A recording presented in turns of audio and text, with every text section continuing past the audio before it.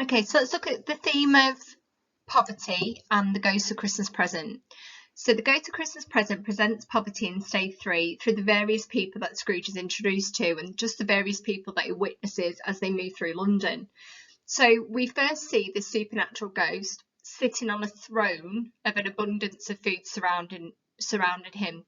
We're then taken to the streets where again we see that abundance of food reflected in the poultries, the fruitières, and all the descriptions of the fat little chestnuts and whatnot. But against that was shown the need that ordinary people had. You know, he shows us the poor people coming to cook their food at the bakers, the miserly conditions the Cratchits have to endure.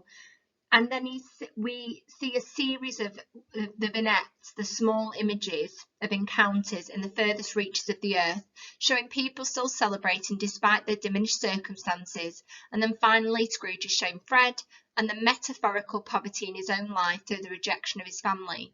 So very much in this stave, Dickens highlights the poverty as a way of showing the social injustice of the Victorian era and successfully presents a bleak picture of humanity. The theme of abundance is central to Stave 3. So the reader's introduced to the opposite of poverty first, with the abundance of food and the Christmas greenery that surrounds the Ghost of Christmas Present, which could be used to show how much food and wealth was available to a select few. So therefore, perhaps Dickens is suggesting that there needs to be more equal spread of abundance in the world. This imagery is further reinforced when Scrooge is taken to the shops and the ghost sprinkles his torch on the poorest in the crowds to make their dinners more special. Often in Victorian society, the poorest wouldn't have had access to an oven and would have had to have taken their meat to a baker or butcher's to be cooked in their ovens. Dickens was very much against Sabbatarianism. He was a practical Christian. He didn't believe in things like closing the shops on a Sunday and therefore leaving the poor without food, because remember, they didn't have fridges. They couldn't just leave lying around because of the vermin that would have got to it. So very much for the poor on the Sabbath, they would have gone hungry.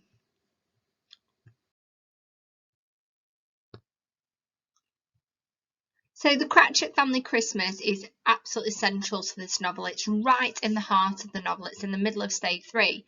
So Scrooge is taken by the Ghost of Christmas Present to the Cratchit household and shown how miserable the Christmas dinner is, yet how happy and contented they are together. Bob is shown very much feeling depressed and miserable when he thinks Martha can't come for dinner, which suggests that family is the most important thing to him.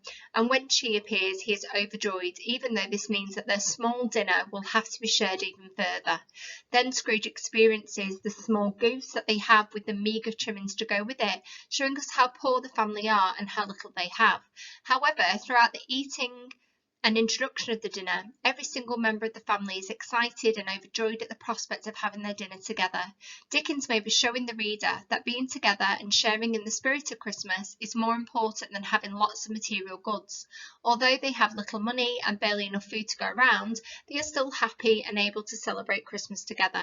Humanity is shown in the presentation of the Cratchit family, despite the extreme poverty that they live in and endure daily as a result of the poor wages that Scrooge pays Bob. Even like Bob's appreciative. Remember, he's the one who says, you know, he thanks Scrooge, the founder of the feast.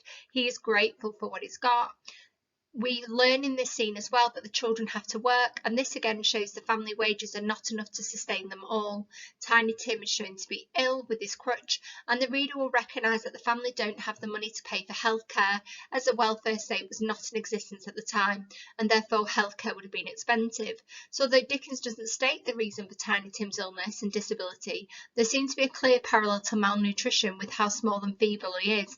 Remember, we've talked about this in class, that often the youngest was the weakest because the first child would have had a relatively healthy diet when it was a small family, but as the family gets larger, the food has to be spread further. So it's likely that Tiny Tim has some form of malnourishment, perhaps rickets, and that is why he's so poorly. His illness is solved when they receive more money and more food at the end of the novella. We see poverty in the wider novella as well. The ghost leaves the Cratchit household and takes Scrooge on a journey to see the miners, a lighthouse and a ship. All of these places are remote and deserted and could be considered hardships, but throughout all of these vignettes, the people are happy, festive and show emotions of kindness towards one another, implying that they are able to overcome the poverty that they are subjected to and enter into the spirit of Christmas. The conditions are fairly bleak for all these people, but Dickens seems to be saying that even in the harshest corners of the earth, there is hope and community, and that when you are together you have something special. Dickens may have been reflecting on his own experience as a boy when his father was sent to a debtor's prison and he had to work in the blackening factory. Perhaps his family kept him safe, although he did recognise that the experience had a profound effect on him and made him want to highlight the inequality in society as a result of this early formative experience. Fred is an interesting character because he's not poor, but metaphorically he could be seen to represent the poverty in Scrooge's life. When the ghost of Christmas presents takes Scrooge to see his nephew, it is obvious that Scrooge is missing out. Fred remains benevolent and kind about his uncle and shows that he thinks of others. Scrooge may not recognise his own poverty, but the experiences that the ghost has shown him may have made him think, and perhaps this will help him become a better person. Dickens was very much a believer of practical Christianity, where the idea of helping people less fortunate than others, not just praying about them. So throughout Stave 3, poverty is rife and obvious, and the Cratchit family are the most obvious example of how poverty is a terrible curse on society, but that it cannot define you. The whole stave reinforces the joy in being part of the human race and shows that despite hardship, people can be and are resilient. Goodness is in everyone, and Dickens tries to show this throughout the stave by showing the readers that in the darkest corners of the earth, being lit up by the poor, the people and their compassion, ultimately the ghost of Christmas present shows us how we should be and how poverty, although horrific, is something that we can work together to alleviate. So I've got a bit of a different revision task for you here. I've written this essay on the next couple of minutes. I'm not going to read it to you, but I've made a mistake. I forgot to add quotations. Can you pause this video now and pick out which quotes you would add to this essay to reach those top marks? Okay, so pause the video now and do this section of the essay. And the same thing here, read this section, pause the video and add the quotations that I've missed.